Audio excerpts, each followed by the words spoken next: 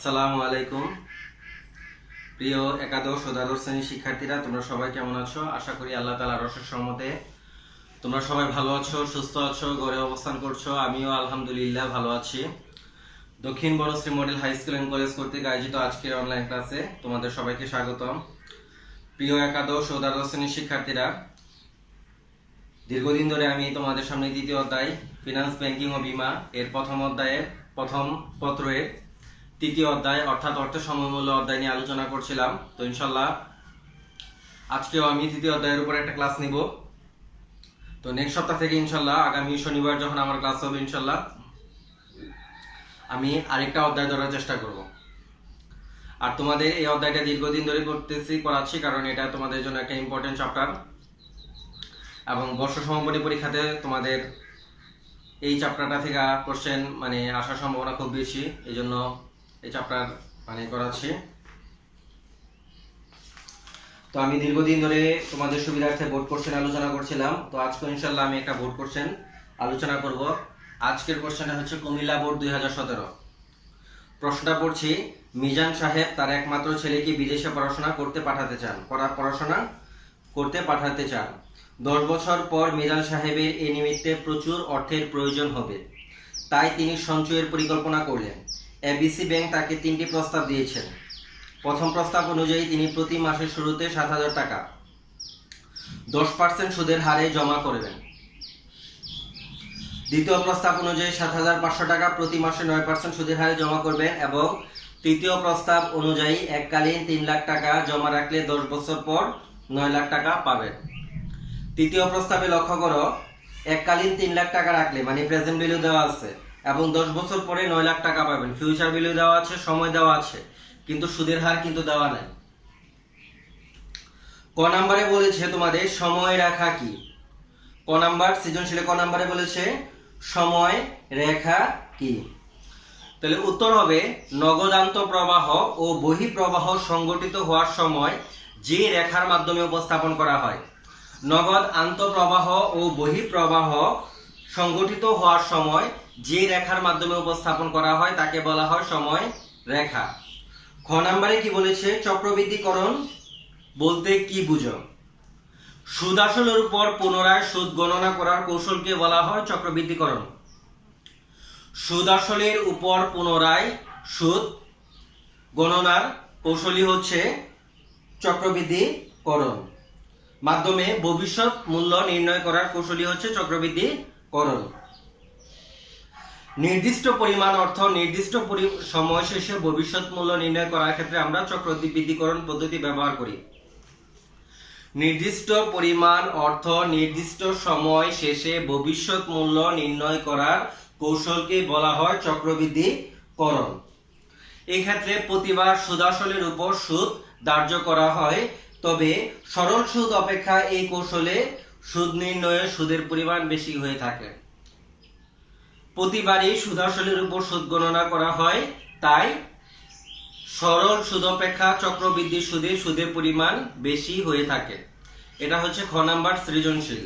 গ নাম্বারে বলেছে কি, তৃতীয় প্রস্তাব অনুযায়ী মিজান সাহেবের প্রাপ্ত সুদের হার নির্ণয় করো, অর্থাৎ আয়ের পরিমাণ বের করতে হবে। তাহলে চলো আমরা অঙ্কটি শুরু করি।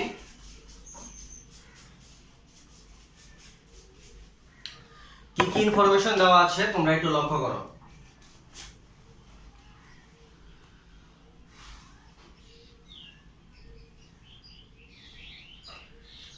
পিবি দেওয়া আছে 3 লাখ টাকা।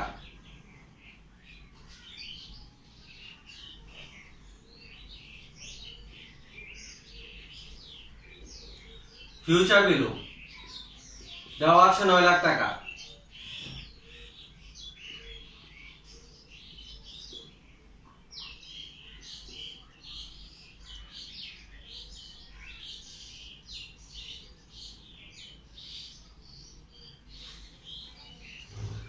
এন দেওয়া আছে 10 বছর সময়, এন দেওয়া আছে 10 বছর।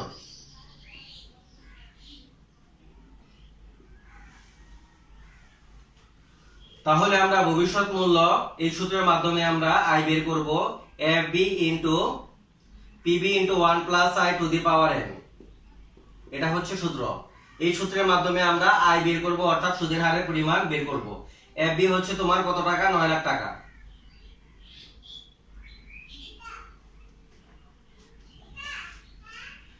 এফবি হলো 9 লাখ টাকা, পিবি হলো কত? 3 লাখ টাকা।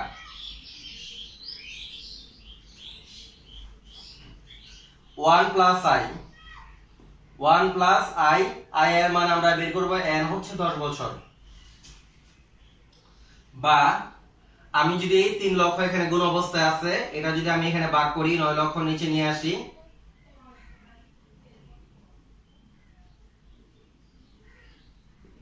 এখানে হয় 1 প্লাস আই টু দি পাওয়ার 10। তাহলে কত হয়? আমি এখন 1 প্লাস আই টু দি পাওয়ার 10 এই পাশে নিয়ে আসি, 1 প্লাস আই টু দি পাওয়ার 10 এটা এই পাশে নিয়ে আসি। আর 9 লক্ষকে তুমি যদি 3 লক্ষ দিয়ে ভাগ দাও, অ্যান্সার হবে 3। এতটুকু পর্যন্ত সবাই একটু তুলো।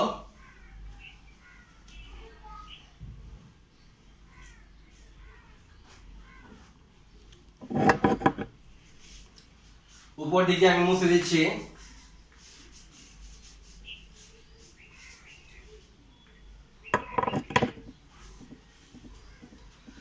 তাহলে দেখো, আমি যেহেতু আয়ের পরিমাণ বের করব, 10টাকে আমাকে সরাই দিতে হবে, 10টাকে এখানে রাখা যাবে না। তাহলে 10টা সরাই দেওয়ার কৌশলটাকে একটু তোমরা লক্ষ্য করো।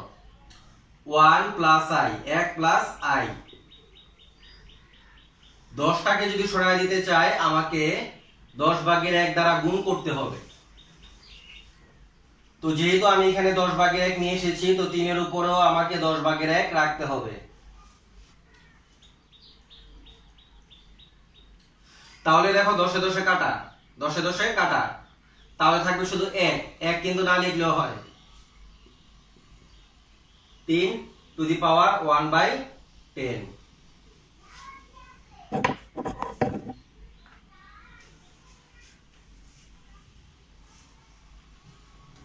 আরেকটা লাইন আমি মুছে দিলাম।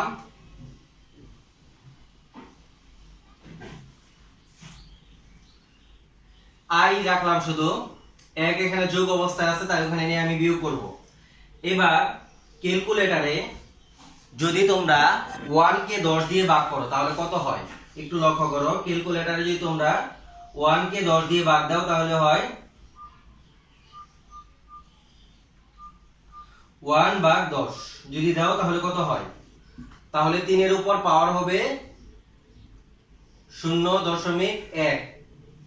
আবার বলতেছি, ক্যালকুলেটরে যদি তোমরা 1 কে 10 দিয়ে ভাগ দাও, 1 ভাগ 10 কত আসে?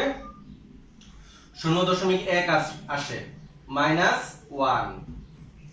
বা i সমান সমান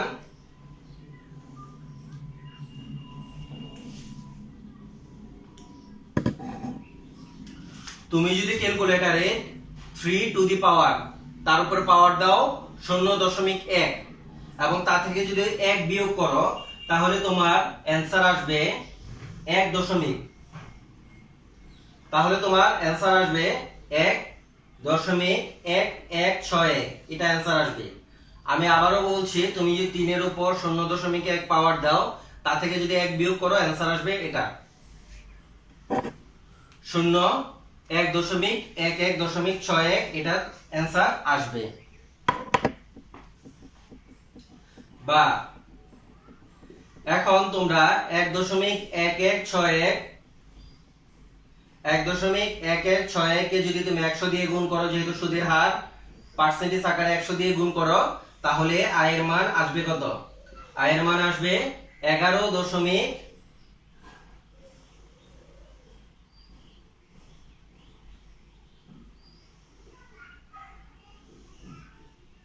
দুঃখিত, এর মান আসবে, তুমি যদি ইয়ে করো 3 টু দি পাওয়ার 0.1 ক্যালকুলেটর করে -1 বিয়োগ দাও, তাহলে হবে 0.1161, এটা অ্যান্সার আসবে।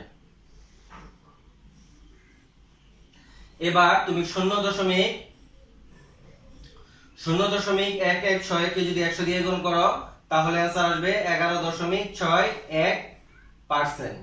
এটাই হচ্ছে আয়, অর্থাৎ সুদের হার। তৃতীয় প্রকল্প অনুযায়ী সুদের হার হচ্ছে 11.61%। তোমরা একটু দ্রুত তুলে নাও।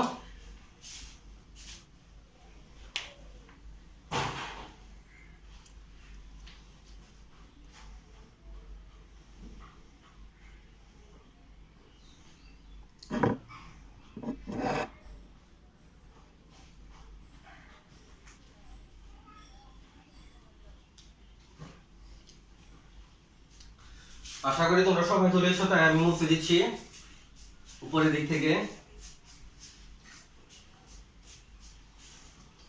আচ্ছা, এবার ঘ নাম্বারে কি বলেছে একটু লক্ষ্য করো।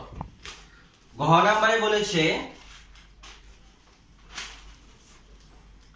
প্রথম প্রস্তাব থেকে মিজান সাহেব সর্বোচ্চ অর্থ পাবে, উক্তিটির সাথে তুমি কি একমত?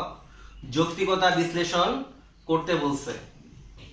তো আমি দেখতে পাচ্ছি প্রথম প্রস্তাবে তিনি মাসের শুরুতে অর্থাৎ অগ্রিম অ্যানুইটি ৭,০০০ টাকা কিস্তির পরিমাণ দেওয়া আছে, 10% সুদের হার। তাহলে লক্ষ্য করো, এখন আমাকে প্রথম প্রস্তাব এবং দ্বিতীয় প্রস্তাব দুটারই ভবিষ্যৎ মূল্য বের করতে হবে। যদি আমি সিদ্ধান্ত গ্রহণ করতে চাই যে প্রথম প্রস্তাব থেকে তিনি সর্বোচ্চ অর্থ পাবেন, আসলে পাবেন কিনা এটা যদি বের করতে চাই, তাহলে অবশ্যই আমাকে প্রথম প্রস্তাব এবং দ্বিতীয় প্রস্তাবের ভবিষ্যৎ মূল্য আমাকে বের করতে হবে। তাহলে এখন গ নাম্বার বের করছি। প্রথমে আমি প্রথম প্রস্তাবের ভবিষ্যৎ মূল্য বের করব। দেখো এখানে এর পরিমাণ অর্থাৎ কিস্তির পরিমাণ কিন্তু দেওয়া আছে, কিস্তির পরিমাণ দেওয়া আছে ৭,০০০ টাকা। তারপরে তোমার দেওয়া আছে সুদের হার দেওয়া আছে 10%। তো 10% এটাকে আমরা লিখব বা 0.1। তারপরে দেখো চক্রবৃদ্ধি, তারপরে দেখো এন সময় দেওয়া আছে কত? 10 বছর। যেহেতু এটা মাসিক চক্রবৃদ্ধি বলছে, সুতরাং এম হবে 12।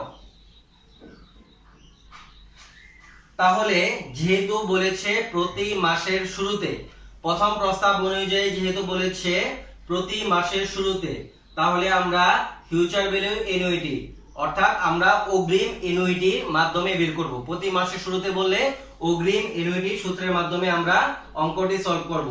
সূত্র হলো এটা a গুণন 1 plus i divided by m, যেহেতু চক্রবৃদ্ধি সংখ্যা রয়েছে, টু দি পাওয়ার n গুণন m, n গুণন m মাইনাস 1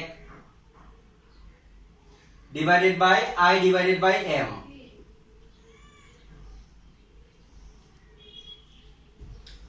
তো 1 plus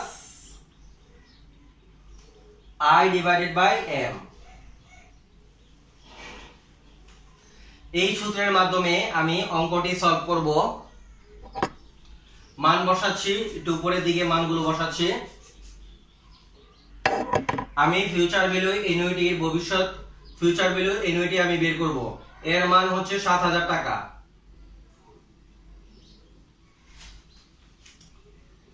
into 1 plus i, i এর মান হচ্ছে 0.1 ডিভাইডেড বাই m, m হচ্ছে 12 টু দি পাওয়ার n গুণন m অর্থাৎ 10 গুণন 12 মাইনাস 1 ডিভাইডেড বাই 0.1 ভাগ 12 into 1 plus 0.1 divided by 12। Just আমি মানগুলো বসালাম। আশা করি তোমরা বুঝতে পেরেছো। তো আমি মুছে দিচ্ছি।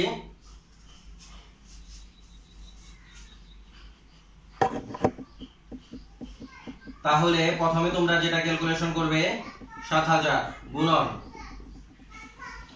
1 প্লাস 0.1 কে 12 দিয়ে ভাগ দিলে কত হয় তোমরা একটু ক্যালকুলেটরে দেখো। 0.1 কে যদি তোমরা 12 দিয়ে ভাগ দাও কত আসবে? 0.1 কে যদি তোমরা 12 দিয়ে ভাগ দাও তাহলে 0.1 ভাগ 12, তাহলে অ্যান্সার আসবে 0.833। 0.833 0.000833, এটা অ্যান্সার আসবে। 12 কে 20 দিয়ে গুণ করলে হবে 120 বিয়োগ 1। নিচে আবার হবে 0.00833, ব্র্যাকেট ক্লোজ করলাম, আবার হবে 1 প্লাস 0.00833, এটা আসবে। 7000 গুণন, তোমরা ক্যালকুলেটরে এতটুক একসাথে তোমরা সলভ করবে, এভাবে ব্র্যাকেট দিবে 1 প্লাস 0.00833, ব্র্যাকেট ক্লোজ করবে টু দি পাওয়ার 120। যে অ্যান্সার আসবে তা থেকে 1 বিয়োগ করবে, যে অ্যান্সার আসবে তাকে আবার তোমরা 0.00833 দিয়ে ভাগ দিবে, তাহলে অ্যান্সার আসবে 204.84498। আর এটার অ্যান্সার আসবে, এটা যদি যোগ করো ক্যালকুলেটর তাহলে অ্যান্সার আসবে 1.00833। এই তিনটা যদি যোগ করো 7204.84498 গুণন 1.00833, এটা যদি গুণ করো তাহলে ক্যালকুলেটরে आंसर আসবে তোমাদের 14,45,863। आंसरটা আবার লিখতেছি, आंसरটা হবে 14,45,863.67। এটা ক্যালকুলেটরে आंसर আসবে। অর্থাৎ প্রথম প্রস্তাবের ভবিষ্যৎ মূল্য হচ্ছে 14,45,863.77। সবাই একটু দ্রুত ধরে ফেলো। এখন আমি দ্বিতীয় প্রস্তাবের ভবিষ্যৎ মূল্য বের করব। দ্বিতীয় প্রস্তাবের ভবিষ্যৎ মূল্য বের করব।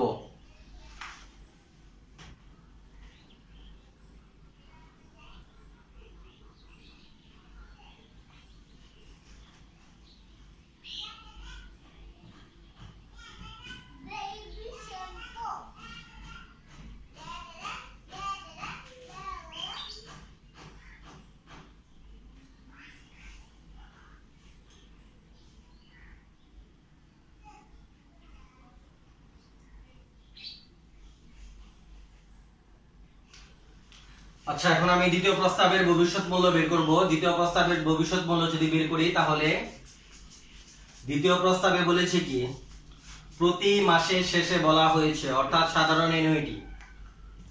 প্রতি মাসের শেষে যেহেতু বলা হয়েছে অর্থাৎ সাধারণ অ্যানুইটি, অর্থাৎ আমরা সাধারণ অ্যানুইটি ফিউচার ভ্যালু অ্যানুইটির সাধারণ অ্যানুইটির সূত্র আমরা ইউজ করব।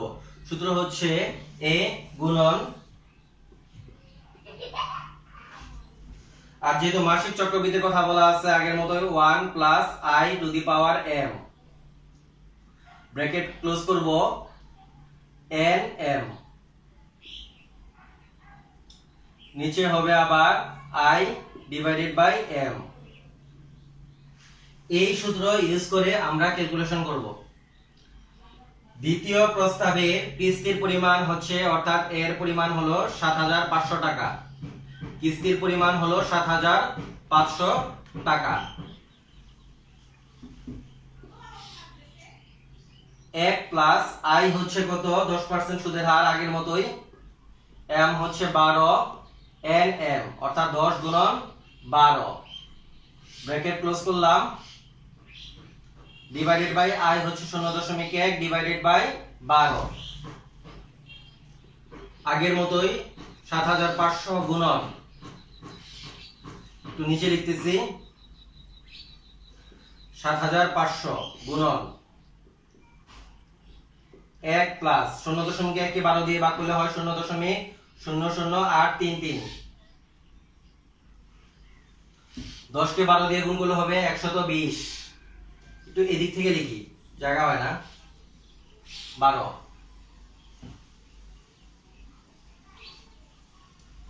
একটু এদিক থেকে লিখতেছি 7,500 গুণন 1 প্লাস 0.1 কে 12 দিয়ে ভাগ করলে হবে 0.00833, 12 কে 20 দিয়ে গুণ করলে হবে 120, আবারও 0.1 কে 12 দিয়ে ভাগ করলে হবে 0.00833।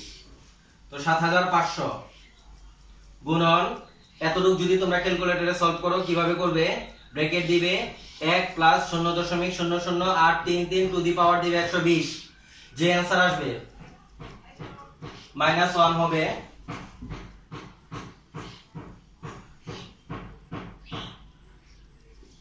-1 হবে।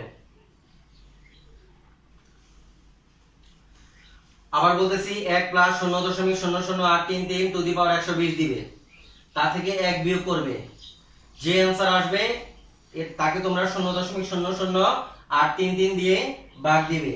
তাহলে যে অ্যানসারটা হবে 204.84498, এই অ্যানসারটা কিন্তু আসবে। তাহলে 204.7500 কে যদি তুমি 204.884498 দিয়ে গুণ করো তাহলে অ্যানসার আসবে কত?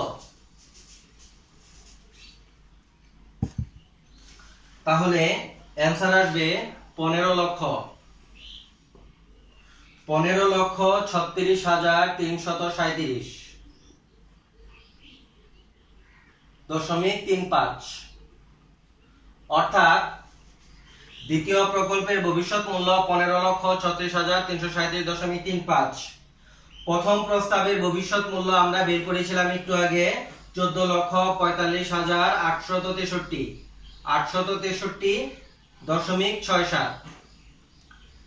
দ্বিতীয় প্রস্তাবের ভবিষ্যৎ মূল্য হলো 15,36,337.35 আর তৃতীয় প্রস্তাবের ভবিষ্যৎ মূল্য ছিল 9 লাখ টাকা। তাহলে কোশ্চেনে যে বলেছে যে প্রথম প্রস্তাব থেকে মিজান সাহেব সর্বোচ্চ অর্থ পাবেন, তার মানে উদ্দীপকের যে উক্তিটা এটা আসলে কোনো যৌক্তিক না, কারণ আমরা দেখতে পাচ্ছি দ্বিতীয় প্রকল্পে সবচেয়ে বেশি অর্থ পাবেন। মিজান সাহেব দ্বিতীয় প্রকল্প থেকে সবচেয়ে বেশি অর্থ অর্থাৎ 15,36,337.35 এই পরিমাণ অর্থ পাবেন। অর্থাৎ মিজান সাহেব প্রথম প্রস্তাব থেকে মিজান সাহেব সর্বোচ্চ অর্থ পাবেন। উদ্দীপকের এই উক্তিটি যৌক্তিক নয়। প্রিয় শিক্ষার্থীরা, আশা করি পরবর্তী ক্লাসে তোমাদের সাথে আবার দেখা হবে। আজকে এই পর্যন্তই, সে পর্যন্ত সবাই ভালো থাকবে।